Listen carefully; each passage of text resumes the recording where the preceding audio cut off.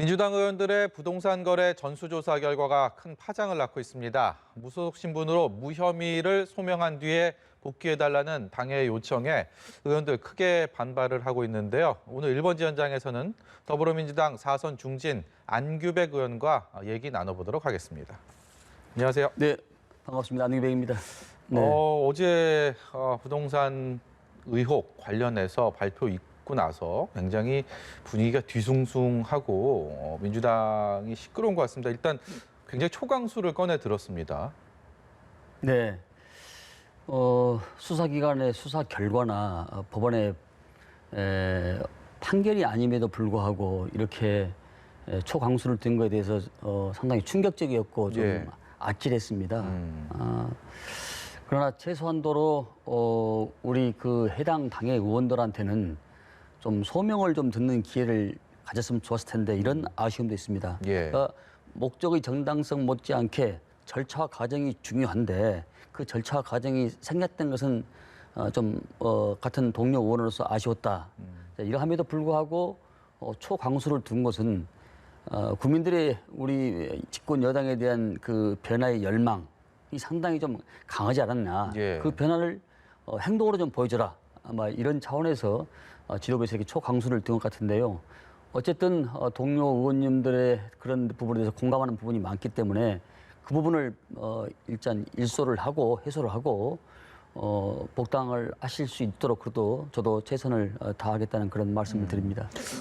벌써부터 일부 의원들은 강하게 반발을 하면서 해명을 하고 있고 또 어떤 행정기관에서는 그 부동산 거래는 별 문제가 없다라는 또 입장까지도 나오고 있습니다. 그런 상황에서도 이제 지도부에 철회 요청을 한 상황이 받아들여지지 않을 경우 당 내부는 좀 또 혼란스러울 수밖에 없을 것 같은데요. 이 부분은 어떻게 풀어야 되겠습니까? 그래서 저는 당 중진들이 나서서 여러 가지 정치력을 좀 발휘한다고 생각합니다. 물론 당 대표로서는 절박한 심정에서 이렇게 초강수를 뒀다고 생각합니다만은 그럼에도 불구하고 억울한 측면이 있는 예. 의원들이 좀 있는 것 같아요.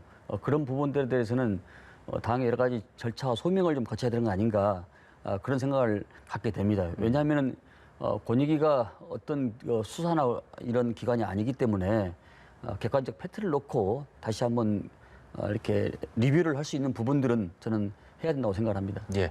네. 또 한 가지 예상치 못한 전개가 이어지고 있어서요.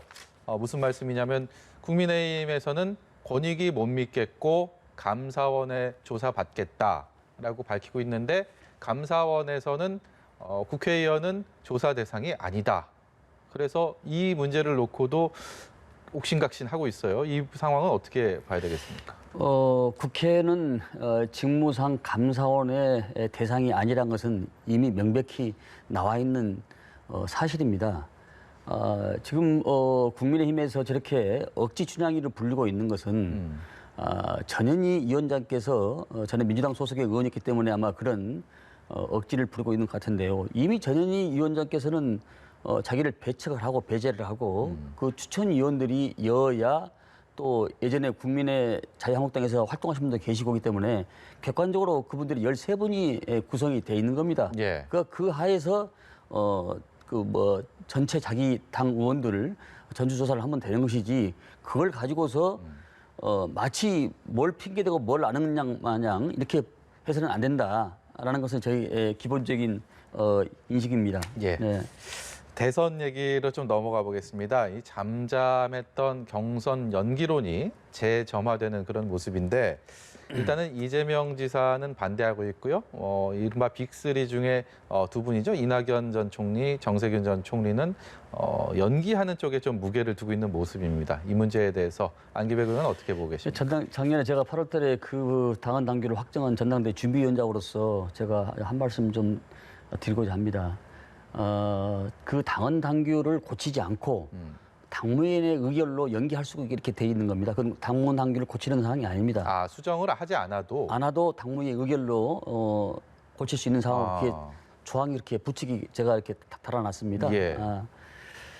그래서 사실 저희들이 180일이고 국민의힘 당이 120일 아닙니까? 그러면 비슷한 시기에 서로 간에 선의의 경쟁을 해야 이게 부모이 되는 것이지 작용과 반작용의 의행의 법칙에 의해서 여야가 이렇게 앞서거니 뒤서거니를 해야 되지 않겠습니까? 예. 근데 우리는 9월 7일 날 만약에 후보가 확정이 되면은 지금 국민의힘 입장으로 봤을 때는 그 우리 당 후보를 국정감사 내세우자 뭐자 해서 상당히 기스를 많이 또 낼 걸로 예상이 되고요. 예. 또 국민의힘에서는 120일 전에 1차 당내 경선이고 또 아웃사이드에서 2차 컨벤션 효과를 넣으려고 또 안철수 전 의원하고 또 할 것이고 네. 또 3차 1월 달에 가면은 제가 보기에는 윤석열 씨는 아마 정치 결사체로 아마 남을 것 같아요. 이 정당이 만들기 쉽지 않습니다. 안 들어오고. 예. 그러면 그것도 3차 컨벤션 붐을 일어나면은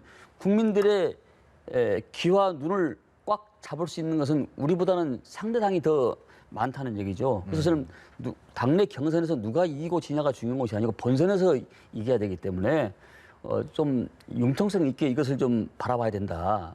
이제 코로나도 집단 면역이 11월 달에 오고 그러니까. 근데 지금 안 되는 후보가 그때 되는 경우는 거의 저는 드물다고 생각합니다. 예. 안 의원께서 그 정세균 전 총리 측의 좌장이라는 보도들도 있던데 맞습니까? 네, 예. 예. 그분하고 인연이 깊어서 같이 일을 오래 해왔습니다. 이 정세균 전 총리 같은 경우는 뭐 누구와 비교해도 빠지지 않는 정치적인 어떤 경험, 연륜, 능력들 다 이렇게 검증이 된 상황임에도 불구하고 대중적인 인지도나 대중적인 인기는 좀 그에 못 미친다라는 평가가 좀 많은 것 같습니다. 이게 지금 지지율로도 좀 그렇게 나타나고 있는데 왜 뭐가 문제라고 생각하십니까? 좀 안전감과 신뢰감은 저는 가장 높다고 생각을 합니다. 정세균 대표는 항상 당신이 거치는 그 지점마다에서 성과를 냈거든요. 다시 말해서 어떤 상황이 닥치면은 위기 상황의 대처 능력이 저는 상당히 출중하다고 생각을 하고 있거든요. 근데 그분이 이렇게 미미한 지지가 나오고 아직 눈에 확 띄는 것은 안 나오는 이유가 예. 이런 생각을 해봐요. 우리가 항상 이게 밥을 먹으면은 쌀밥만 먹으면 쌀밥이 고마운지를 모르잖아요. 네. 쌀밥 중에 이 반찬이 땡기는 반찬 좀 약간 좀 이게 좀 맛있는 반찬 이런 반찬이 좀 다양하게 있어야 되는데 예. 쌀밥만 먹다 보니까 그 쌀밥에 대한 고마움을 모르는 것이 아닌가라는 그런 생각이 드는데 아마 이제 6월 달부터 포럼이 전국적으로 조직이 활성화되고 그러면은 상당히 유의미한 지표가 나오지 않을까 생각합니다. 정세균 전 총리는 늘 고마워해야 하는 쌀밥과 같은 존재다. 또 새로운 해석을 그렇군요. 정세균 전 총리가 개헌 카드를 꺼내들었습니다. 이게 5년 전에도 그렇고 10년 전에도 그렇고 사실 대선 때마다 개헌 얘기는 늘 여야 막론하고 있었는데 그때마다 주장을 했지만 실제로 개헌까지 이루어지지는 않지 않았습니까? 이번만큼 좀 다를까라는 생각도 드는데요. 뭐 이 배경이나 실제로 좀 의지 어느 정도가 있다고 보십니까? 지금 국회가 개헌 특위를 최근 들어서 18대, 19대, 20대 세 번에 걸쳐서 개헌 특위를 만들었는데 성사를 못 시켰습니다. 예. 근데 이 여야의 오로와 나싱 이런 제도화에서는 나라가 선진국으로 가는 데 저는 한계가 있다고 생각합니다.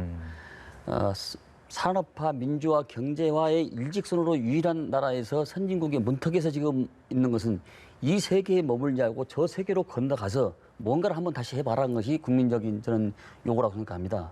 근데 이미 아날로그 시대의 87년 체제로는 34년이 지난 이후로서는 그 사회의 다양성과 디지털 사회의 것을 포용할 수가 없다. 우리 현재 권력 구조와 체제로는. 그래서 저는 코로나는 코로나대로 극복을 하고 개헌 문제는 개헌대로 하고 이렇게 해서 그런 역량이 우리 국민들한테 충분히 있고 또 국민들 그걸 원하기 때문에 예. 그런 방향성을 갖고 가는 것이 맞지 않냐라는 그런 생각입니다. 이제는 우리가 여기서 만약에 선진국에 진입을 못 하면은 저는 상당히 앞으로 어려움에 봉착할 수 있다는 생각을 갖고 있습니다. 예. 또 한 가지 저희가 앞서서도 그 얘기 잠깐 나눠봤는데 여권 내에서 이른바 반 이재명 연대가 형성된 것처럼 이낙연 전 총리, 정세균 전 총리가 어떤 정책적인 면도 그렇고 어떤 다양한 측면에서 이른바 대립각을 좀 세우는 모습을 보이고 있습니다. 이 상황들이 언제까지나 좀 지속이 될지 현재 이 상황에 대해서는 어떻게 진단하고 계신지 여쭤보겠습니다. 정치는 네가 망해야 내가 흥하는 게 아니고 네가 살아야 내가 살았다고 저는 생각을 합니다. 예.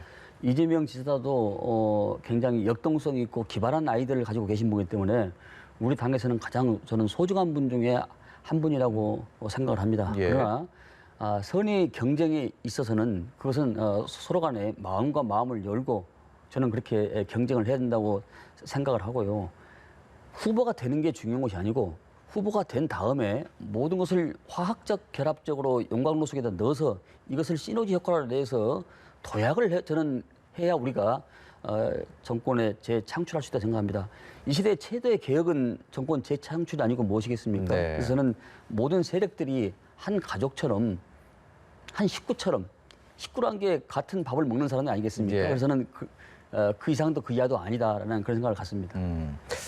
안기백 의원이 국방위원장을 역임하셨고 지금도 국방위원으로 그렇습니다. 활동을 예. 중이시잖아요. 예. 그래서 여쭤보겠습니다. 최근에 공군 여부사관 성추행 뒤에 사망 사건이 있었고요. 군에서 또 부실급식 사태 계속 불거지고 있는데 군이 정말 시끄럽습니다. 이 부분에 대해서 군 자체적인 대책을 마련하는 것에 이제 한계에 봉착한 것이 아니냐라는 지적들이 있고요. 그렇다면 국회 차원에서도 뭔가 대안이 나와야 되지 않을까라는 생각이 드는데요.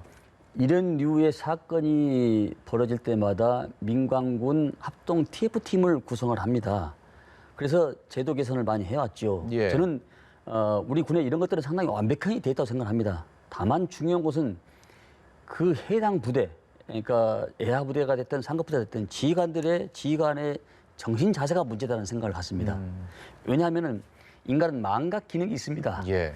우리가 20대 장정이 55만, 60만이 지금 밀집돼 있는 이 군의 특수 상황은 소우주에 비교하고 저는 비교를 합니다. 소우주인데 20대 장교들이 어디로 튈지 모릅니다. 그러면 그것을 매뉴얼에 따라서 학습 반복을 시키고 또 매뉴얼에 따라서 실천하면 아무런 문제가 없습니다. 근데 우리 지휘관들이 그때그때마다 잊어버리고 망각하고 지휘관에 따라서 어느 부대는 잘 정돈 정리가 잘 되고 어떤 부대는 이것이 느슨해서 나사가 풀리고 그럼 이런 사고가 나는 것이 어른들도 그러는데 20대 장정들이야 그거 오직 하겠습니까? 예. 그래서 저는 지휘관들의 그 학습 능력, 학습이란 것은 배우고 모방하고 반복하는 겁니다.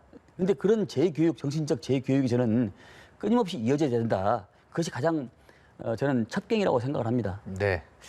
오늘 말씀 여기까지 들어야 네. 될 것 같습니다. 지금까지 더불어민주당 안규백 의원이었습니다. 고맙습니다. 네, 고맙습니다.